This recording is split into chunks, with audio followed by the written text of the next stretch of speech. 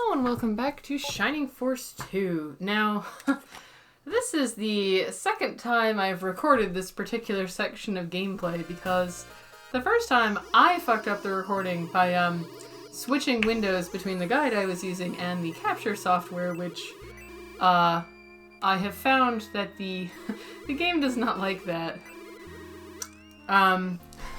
Alright, so basically what I have to do is I'm going to use my save slots that I have. We may as well delete all of them except the top one, since all of those are now useless because the video got super corrupted. So the first time that happened, I'm gonna load this one. Man, it's like so dangerous that the save is on A because instantly you could just click it and just ruin your save file there. Oh, the danger. Anyway, the previous episode, we just got to the new continent of Parmesia after our hometown was destroyed, and our friends and neighbors are now disassembling this boat to use it to rebuild our town, which is completely insane. But worry not, friends, pretty soon we will be done with all this stupid shit and we'll get back to the real plot. Also, since last time, I had to, the first time the video fucked up, I had forgotten to make a copy of the save file before I recorded. So in order to re-record that part, I had to go back and replay the game up to this point, which didn't take as long as I expected, actually. I'm not really that far in, I guess. But I did end up grinding a little, so here are people's levels now. You can see we've got a couple level 8, mostly at level 9. Yeah, so not too much different, but a little higher level, and we're just gonna get through this because this is the second time I've played this part. So, sorry if this commentary is not that interesting. I'm just running out of things to say about it. Not that you'll ever get to hear the other things I said about it, since the recordings just completely... they did this thing where it just glitches out and the sound and images, the video and the audio are both completely garbled and just nonsense. The first time, as I just said, it was because I switched windows to check the guide I was using, so I've now moved the guide to be on my phone, so that I can check it as needed, because I want to make sure I show off everything in the game, and particularly I want to be able to show off the special weapons later, and we need to collect all of these hidden mithrils in order to do that, and some of them are a little obscure. I would not find them randomly, unless I just clicked every square of the game, which I'm not going to do. So that's fixed. So I re-recorded one episode based on that, and then I re-recorded that and 2 additional episodes, and for reasons that I don't actually know, the video and audio was completely screwed up in all of them. I have no idea why. My computer did randomly decide to update. I have a Windows laptop, and although they're apparently changing this now, currently you cannot decide to not update. It just does it by itself eventually.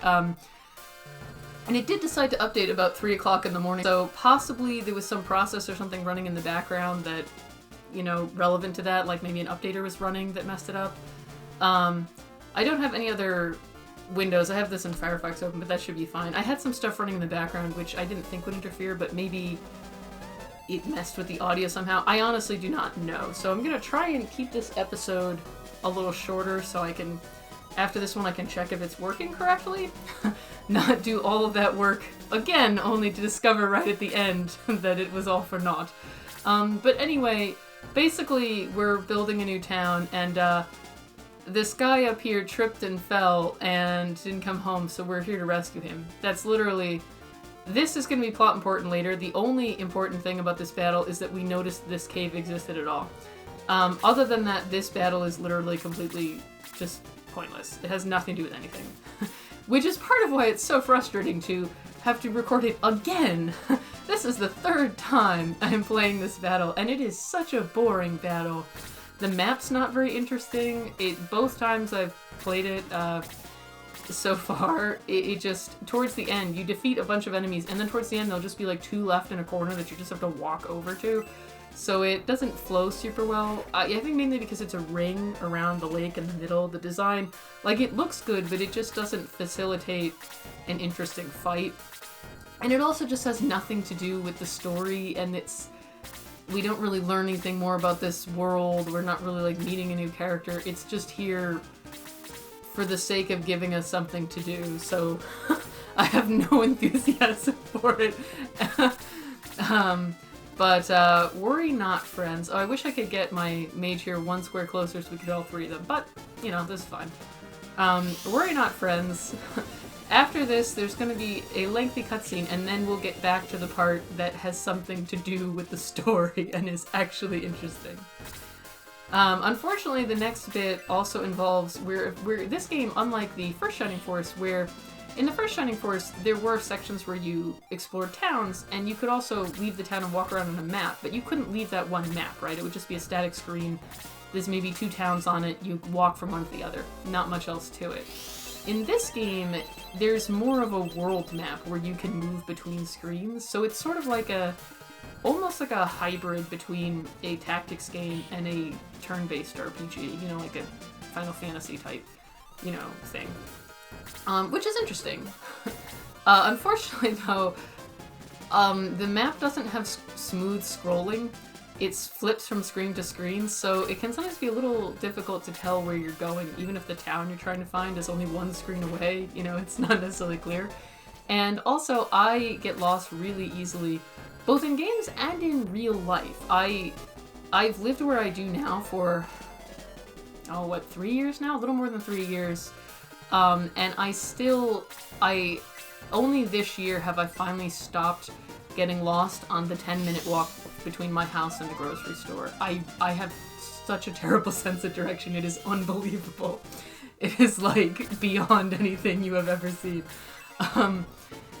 But yeah, so that happens to me in games also. That's one reason why I often do use guides when I'm playing RPGs, primarily so that I don't spend hours just wandering around the world map trying to figure out where I'm supposed to go, because that's really boring. Usually, once I can get to the place I'm supposed to be in, I can beat the game. I just cannot find my way there. This problem exists both in real life and in fiction. You know, for some people, fiction is an escape from their problems, but for me... At least in video games, usually you can, like, call up a map or something. Although I guess now, you know, once smartphones appeared, which, you know, when I was a little kid, those didn't exist at all. It's funny, I had a cell phone, a flip phone, when I was in high school. I did not get a smartphone until 3 or 4 years ago, when I was in graduate school. No, actually, right after I graduated from graduate school, even worse. So for me, although smartphones are not exactly a new technology, for me, getting it was like life-changing, primarily because of Google Maps. It's like living in a video game. I can just flip up the map whenever I'm lost. Except better because, you know, you can zoom in and stuff, which a lot of older games, the map is so simplified. So it's funny, I may actually get lost more in real life now than in games, thanks to smartphones helping me out. That's just a little anecdote about my life. I'm sorry, I just don't have a lot to say about this. It's not an interesting battle, and this is the 3rd time. What on earth am I supposed to say about this boring-ass battle? It's also just the battle kind of takes a while because of the shape of the map. You know, we can't just, like, plow through it that fast, so it sort of just exacerbates the problem. I'm not really gonna worry too much right now about keeping everyone's levels even, because I just want this battle to be over. And I can always grind off camera, which I did when I replayed the game.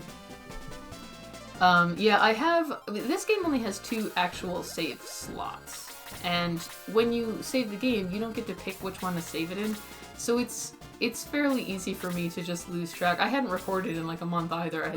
I was busy with work and stuff. So I just completely lost track of the fact that I was supposed to be keeping saves. So that's why I am switching to using the save states. I think that'll be for the not archival saves, but you know, for each recording. Since there's 4 of them, you know, and I doubt I'm gonna do more than like 3 videos at a stretch since they tend to be like an hour long. So that'll just be a little easier to keep track of, and because you can just create and delete them right on that one screen, unlike having to make copies of the files every time on the proper save screen, I think that'll be a little easier. I'm still going to use a save file, you know, for convenience. The save games are going to be in case the recording fucks up. And that way I can also go back to the specific video where it happened by making one at the start of each video. So hopefully This will not be a recurring problem. Friends, let me tell you, when you work on something for 3 hours and right at the end you suddenly realize something is wrong, it is like... it's somewhat crushing. Did I heal Slade already? I did not. Man, I like that, you know, you get X'd in this game even if you heal for 0 HP. But, I mean, that's not usually a problem here because we get damaged, you know, in these early battles plenty. But, it's so nice because it makes it much easier to level up the healer. Because it's not that easy to get them kills, especially as the game progresses. We want to keep her competitive because she's eventually going to become a very powerful party member because of, I've mentioned in previous videos I think, but unlike in the first Shining Force, each character just had a promotion for their character class. In this game, in addition to that, the standard promotions, there's also, if you get certain hidden items, there are second promotions that are like special classes, and for the clerics, their standard promotion is basically just like the bishop or vicar or whatever from the first game. They're still a healer. Their special promotion is the master monk, where they get the exact same spells they would already get, so they're just as good at healing, but they also get really strong for combat. So she's going to be super useful when we finally do that.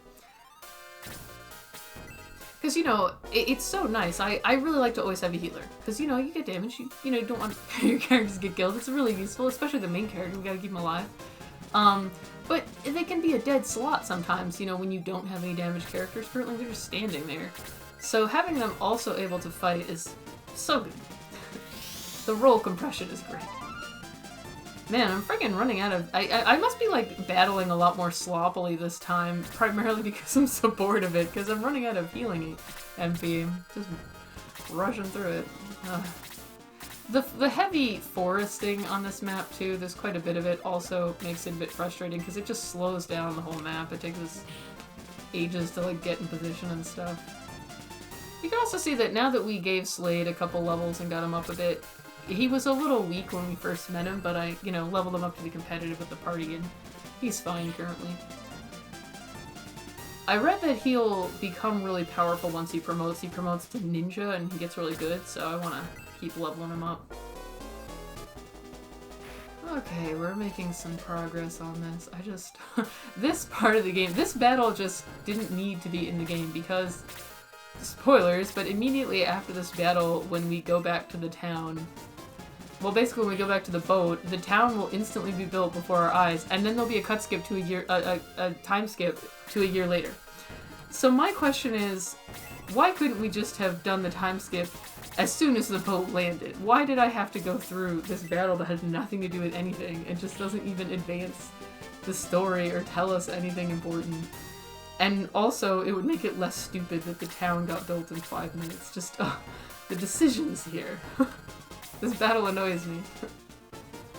Sadly, we're not going to get a battle that's really, like, plotty for a little while. We're going to have a couple, but then we're going to get to the good stuff. Hopefully in a few videos. I'm getting through this little by little. Oh, this does give me another shot. There's a battle a bit later on where one enemy has a droppable item, the power ring. But you have to KO them with someone with an empty item slot, and, you know, as we've seen, our party is constantly running out of room for more items. I can't wait for us to get the caravan that lets us store items in it. And last time I completely forgot to have the correct person attack them. It was way at the end of the battle, so I had just kind of lost track by then. I was just like, let's get this over with. So we've got another shot at that. That'll be good. I'm not sure how I'll give it to. I guess I'll look through everyone and see whose attack is the lowest. Plus, Power Ring is always so good for training characters who come in a little behind in level. And our characters who can't equip weapons. You know, it's so good for so many characters. I mean, Kiwi is an obvious candidate, but I'm also like, Kiwi is not staying in the party once we get enough people to swap him out. The thing is, Kiwi is really cute, but he's just never gonna get that much HP, so he's... yeah, he'll have really high defenses, but A, a mage will look crooked at him and he'll be dead, and B, no matter how high your defenses are, when you have 7 HP, you don't last that long in battle. So he's just not really permanent party member material. I'll see if I have the patience to grind him up just so we can see the promoted class, because he does have a cool promotion where he turns into like this Godzilla Blastoise looking thing, so that's kind of cool. I ground everyone up in the first game, but I also didn't have a lot of other games on my list to play at the time, whereas now I do. So, yeah, there's some competition there, so I don't know if I want to spend all that time. I'll see. It'll depend on what else is on my gaming pile. I usually, if I'm going to do something like that in games, like just level grind or whatever, I do it while I'm watching YouTube videos and stuff, so...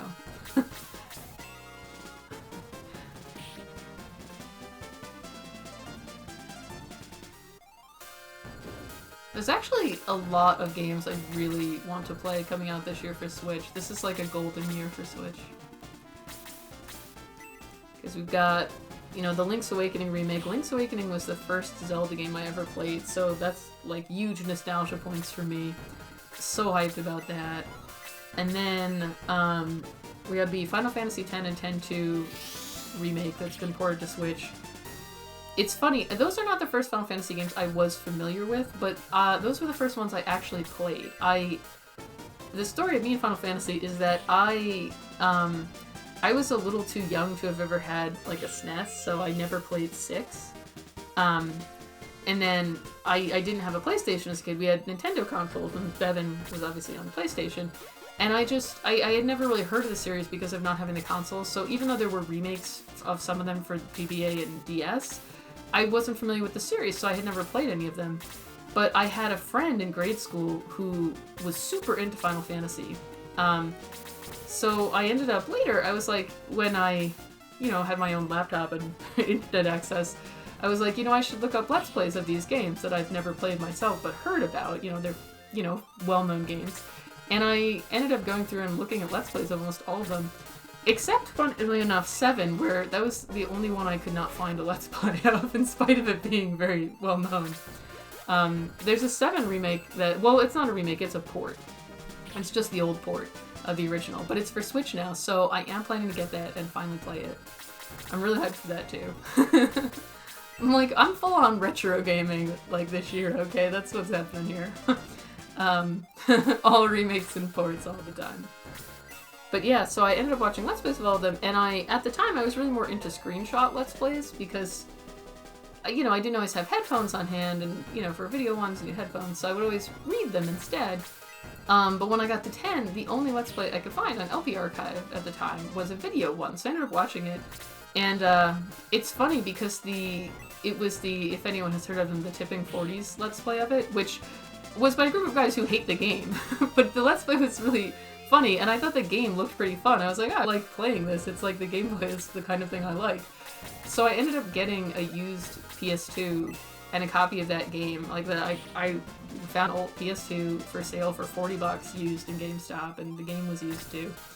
And I ended up playing it, and then I got 10-2 as well. Although I never finished 10-2 because I was using a guide because I wanted to get the golden ending, and the golden ending in that game requires a lot of really specific actions that you are not going to guess all by chance. It's something of an effort. And I got like partway through playing it, and then I had to put it down, you know, I got distracted from it. And then when I came back, I couldn't remember where I had been in the guide and what I had done, and I just like lost the will to go on. But anyway, because of that was the first one I actually played. So I have a lot of nostalgia for it. I really enjoyed it, and I'm really hyped to play it on Switch. I love that one. Anyway, we rescued this guy, so whatever. This has nothing to do with the plot. It's not important. So that's coming out. There's so many good games. Zodiac Age, Final Fantasy XII is coming out, which one of my buddies is like, that's their favorite Final Fantasy. So I'm interested to at least try it, because I've never played it, and she's like, it's so good. She really likes I don't know if the story is any good, but she's like, the gameplay is really fun. It's like, it's almost like a single-player MMO, I guess, where you create gambits for the characters and stuff, so I'm like, yeah, it sounds like it could be cool to try. Oh, and there's a Legend of Zelda rhythm game, which I'm like, I must have it. there's Fire Emblem Three Houses coming out, Pokemon Sword and Shield's coming out. There's so many good games this year, you guys. So many. I can't even deal with it. I'm like, I can't afford all these games. Gaming is not a cheap hobby if you want to play console games. Anyway, okay, so they just finished breaking up the ship, and now before our eyes, the whole town got built and the trees got cleared, so yeah. This town was built in 5 minutes. Oops, sorry, I dropped my controller there. My rage was too high. And now a year has passed. There was absolutely no reason to have that stupid-ass cutscene. We could have had them come back, and then it could have been like, now we're ready to start building the town. 1 year has passed, now the town is built. It was... ugh. My rage is endless. Anyway, now there's going to be a tiny bit of plot, at least. So the person talking here is the Minotaur. You can't tell because there's no face portraits. So he's a little concerned that, you know, because so much of our army was killed when King Gallum attacked us back home, you know, our army is just, they're all really young, you know, we don't have a lot of against people, yeah, there's a lot of challenges here. And also the king is super depressed because his child got kidnapped and dragged to the evil land by devils. So he's not at his best. He's having trouble being an inspiring king. Fortunately, we have Sir Astral here to take over. 1 year has passed since we came here. The castle, the town, everything is coming along nicely. But we lack something. What is it? It's trading! Sure. That's the only thing we lack. I mean, we built this whole town and survived here for a year, so I'm not sure if we really... We seem to be sort of subsisting just fine. We are a medieval community. We're probably supporting ourselves with subsistence agriculture. But sure, trading. Right? That'd be nice, I guess. We need to make alliances with other towns. It's been a year and we haven't bothered to contact any of our neighbors. We're terrible. That's all for today. You may go now. So he was like, we need to make alliances, but we're not actually going to do anything about that. He just mentioned it. Time goes by very quickly. Those 2 jewels around your neck will always remind me of that. The chain is made of mithril. It can't be cut. As you recall, our hero here, the jewels of evil and light are bound to him. Is everything okay, Ben? Can these young men guard our new town? The king is no longer what he was. Although, frankly, was he ever that good of a king? He was sort of useless even back in Grans. Look at his face, too. He sort of looks a bit useless. He's a bit Santa Claus-ish. He doesn't look like someone who would be a good king. He's too casual. I feel Ellis is still alive. Ben, please prepare a ship for me. I'm just saying, if Astral hadn't demanded we build this town out of our only ship, we'd already have one. We could have just cleared some trees. We're in the forest. Also, she's not in Gran, she's in the evil land. She was kidnapped. Do you not remember this? Oops. The king looks so sad. Probably because his child was kidnapped.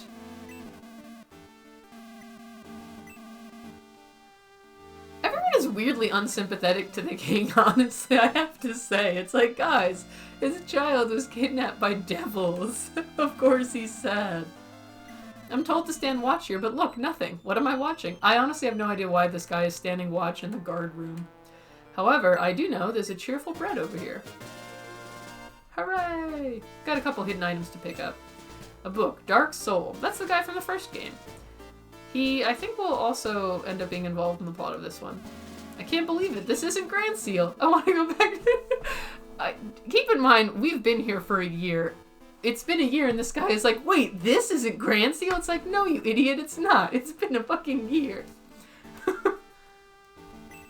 Hint book. Can we read that book? I mean, I'm using a guide. I guess I don't really need the hint book. Oh man, wouldn't it be amazing if that guy only figured out we're not in Granseal because he read that in the hint book? That would be great. This is our tactical base. So this is like the headquarters from the previous game. Here's our current party on the rug. Based on the amount of space between them, I'd say we have another 2 rows to add down here. So that's going to give us, what, 12 total party members, including main character? I think that's what it was in the previous game as well. There's a hidden item over here.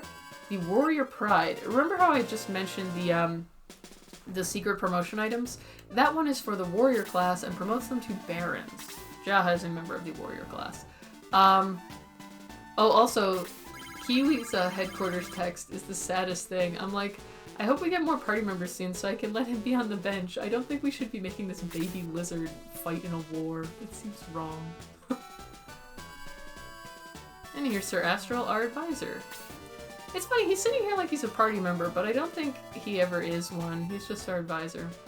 But you can see from the truly enormous size of these headquarters that we are going to be getting a lot of party members in this game. We're going to be swimming in party members. And you will only be able to take 12 of them into battle, so some people are not going to make the cut. There's some healing items and stuff in the town, but I don't think I'm actually going to bother getting any of them because I don't think they're going to matter that much long term. Like, we've got so many items in our inventory already, we're just, we're picking up all this crap, you know, we gotta save space for the important stuff. Alright, here we go into town, a strange animal, really. We're about to meet a new party member. It's a very big bird. Also, this conversation sounds like it's taking place between two, like, 6-year-olds. It's like very innocent in a way. I'll go see the bird. You tell the king. It's just like, it's so pure. Anyway, you can see our bird friend down there in the lower right hand corner where you could a second ago. That is going to be a party member, but, you know, well, not quite yet, but he's going to join later. He'll be quite useful. Great voyage. That book, I wonder if they wrote that book about the voyage to get here. You know, from Granseal. In the last year, that family was writing a book. And the people in this family love soap operas, they love the hunter's life, and they love despotism. I'm a little concerned about that book. I'm not sure whether they want to become despots or they're concerned that the king is a despot. Although I gotta say, that king is not a despot. He's barely even a king. He's pretty much just foisting his job off on the minister. The minister may actually have some, he'd be more likely. Oh, well, we triggered the cutscene, whatever. So basically this bird dude with the neckerchief is gonna be our new party member. In spite of the fact that these people live in a world where talking animals are a thing, like Slade is a rat man, and we met Kiwi, the lizard dude. So in spite of that, they've still decided to immediately start trying to beat this guy up and also not talk to him because they think he's just a bird. And those are child sprites. These are kids. Maybe they don't know any better. But what is wrong with the parents? It's like, shouldn't they be stopping these kids? Our town is terrible, is what I'm saying. Naturally, Birdfriend is pretty upset about this. Also, look how awesome his sprite is. His wing kind of looks like he's doing a sassy gesture, like, step off. He's wearing a blue little capey neckerchief thing, and he's got an afro. His sprite has so much character. It's delightful. And look at this, now that they found out he is a person who talks, they've become even more aggressive. This guy is completely right. We are just being completely barbaric. We're terrible. Those boys are about to hit the bird. Fortunately, the Prime Minister, whoever he is, has arrived to put a stop to this, because every other townsperson was just watching in silence, not being helpful at all. Our town is terrible, is what I'm saying. These people are all trash.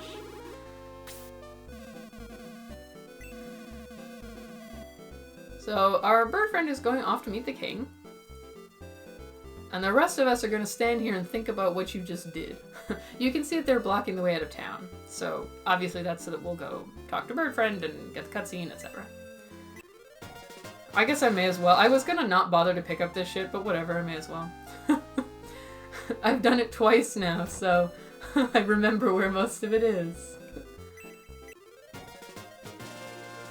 I think we're gonna have to throw items out after this, though, because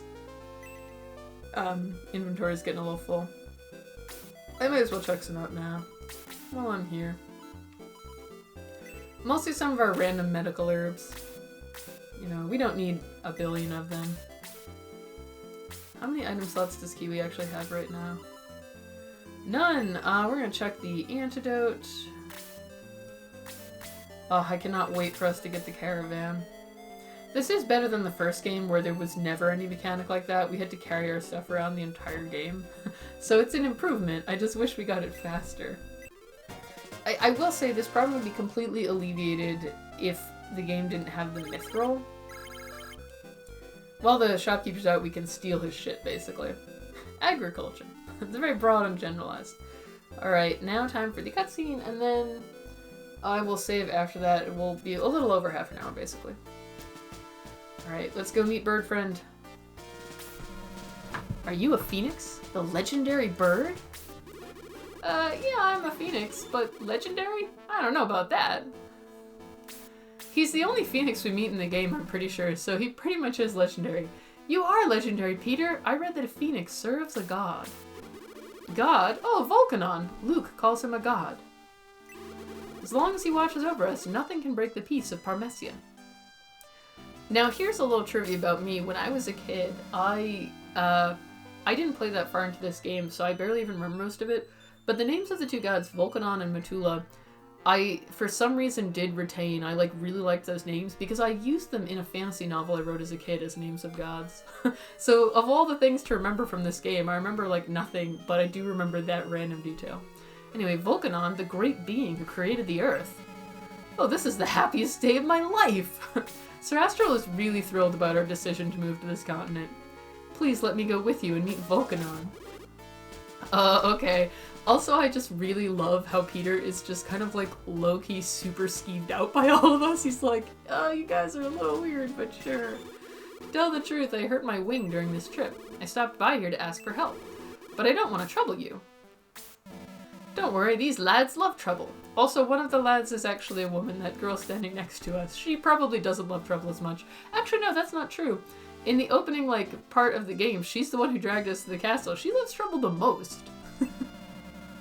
Why didn't you tell me you were here? Did you listen to our conversation?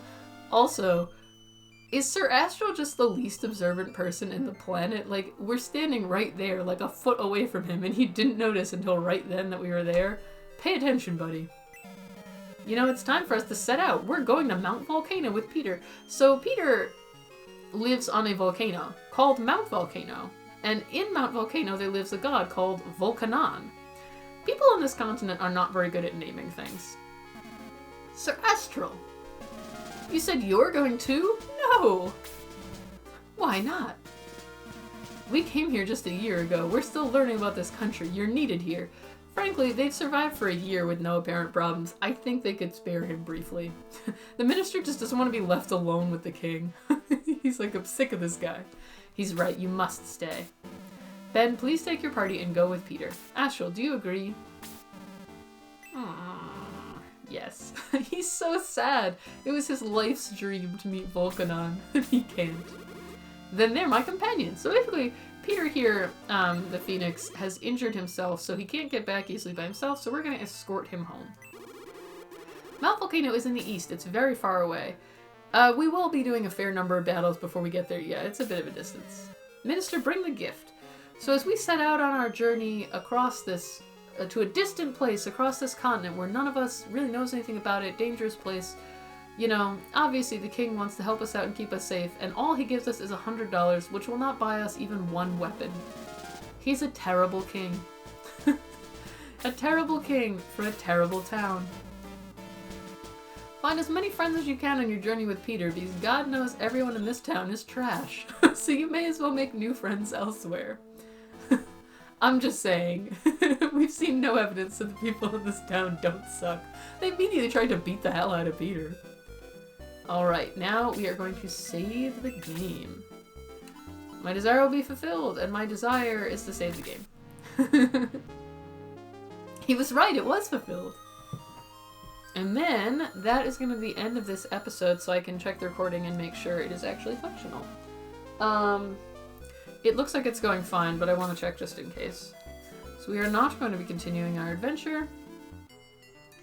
So we finally got done with all the boring-ass, not-plot stuff in this episode, and next episode we are setting out on an epic quest to meet a god who created the world, apparently. Gonna be pretty awesome, so look forward to that next time on Shining Force 2.